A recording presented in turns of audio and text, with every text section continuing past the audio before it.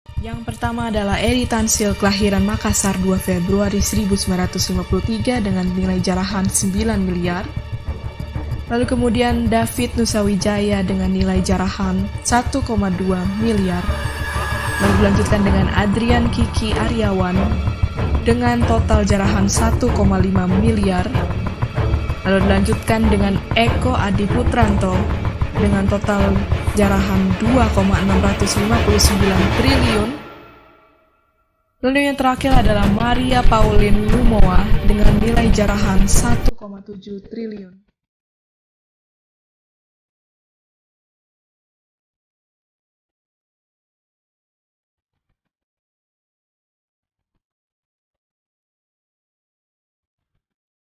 Selamat siang Pak, kami dari kelompok 6 ingin melakukan perkenalan. Di sini Erik sebagai ketua, Stanley sebagai anggota, Tri sebagai anggota, Fahmi sebagai anggota, Arya sebagai anggota, dan yang terakhir Dava sebagai anggota. Nah, jadi apa sih yang dimaksud dengan korupsi itu?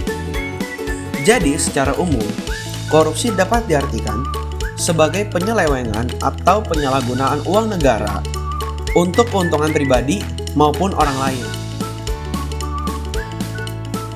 Jadi, tadi kita sudah membahas apa itu pengertian dari korupsi. Sekarang, kita akan membahas bentuk-bentuk dari korupsi nih.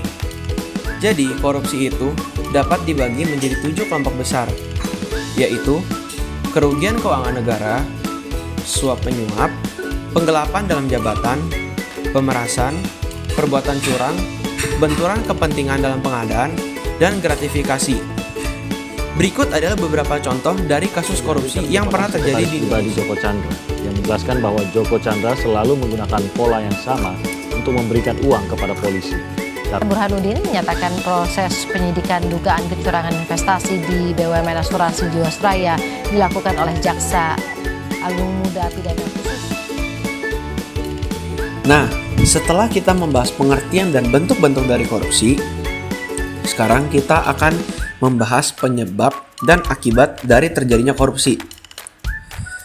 Penyebab dari terjadinya korupsi dapat disebabkan oleh banyak sekali faktor, mulai dari faktor politik, faktor hukum, ekonomi, dan organisasi.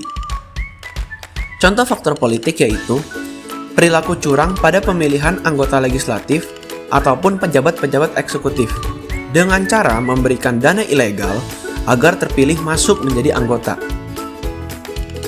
Lalu contoh faktor hukum adalah dengan menyogok atau membayarkan sejumlah uang sehingga terbebas dari hukuman yang seharusnya dikenakan pada seorang individu atau organisasi. Contoh dari faktor ekonomi adalah tidak cukupnya gaji yang diberikan untuk memenuhi kebutuhan hidup sehingga seorang individu menggelapkan uang agar kebutuhannya dapat tercukupi. Contoh faktor organisasi antara lain adalah kurang adanya teladan dari pimpinan, tidak adanya kultur organisasi yang benar, sistem akuntabilitas di instansi pemerintah yang kurang memadai, dan manajemen yang cenderung menutupi korupsi di dalam organisasinya. Lalu apa aja sih akibat dari korupsi? Akibatnya ada pertumbuhan ekonomi akan terhambat, investasi terjadi penurunan, angka kemiskinan semakin meningkat, dan terjadinya peningkatan kesenjangan pendapatan. Nah, lalu yang terakhir, kami akan membahas cara-cara mencegah korupsi. Menurut kami, sulit untuk mencegah korupsi yang dilakukan oleh orang lain. Maka dari itu, yang bisa kita lakukan adalah mencegah diri kita masing-masing melakukan korupsi. Cara-cara yang bisa kita lakukan antara lain adalah: pertama, mengatur cash flow keuangan kita agar keuangan kita tetap sehat sehingga kita tidak tergoda untuk melakukan korupsi. Lalu, membayar utang secara teratur dan disiplin agar tidak terlilit utang di kemudian hari. Yang ketiga, membangun aset aktif agar kita mendapat pendapatan pasif sehingga dapat memperlancar cash flow kita. Yang keempat, fokuslah kepada tanggung jawab kita agar tidak menjadi bibit korupsi di kemudian hari. Lalu yang terakhir adalah milikilah gaya hidup sesuai kemampuan finansial kita masing-masing. Jadi kesimpulannya, korupsi adalah suatu perilaku pemenuhan diri yang secara langsung merusak negara atau perekonomian nasional. Penyebab dari korupsi mencakup dua aspek, memperkaya aset diri sendiri dengan menggunakan statusnya sendiri dan menggunakan uang nasional untuk keuntungan. Alasan terjadinya korupsi antara lain ketidakhadiran dan kelemahan pemimpin, kelemahan dalam pengajaran dan moralitas, kolonialisme, pendidikan rendah, kemiskinan, kurangnya hukuman berat, korupsi lingkungan, sumber daya manusia yang tidak mencukupi, dan struktur ekonomi yang hancur. Korupsi dapat dibedakan menjadi 3 jenis, yaitu bentuk, sifat, dan tujuan. Dampak korupsi dapat terjadi di berbagai bidang seperti demokrasi, ekonomi, dan kesejahteraan nasional. Sekian video dari kelompok kami mengenai korupsi.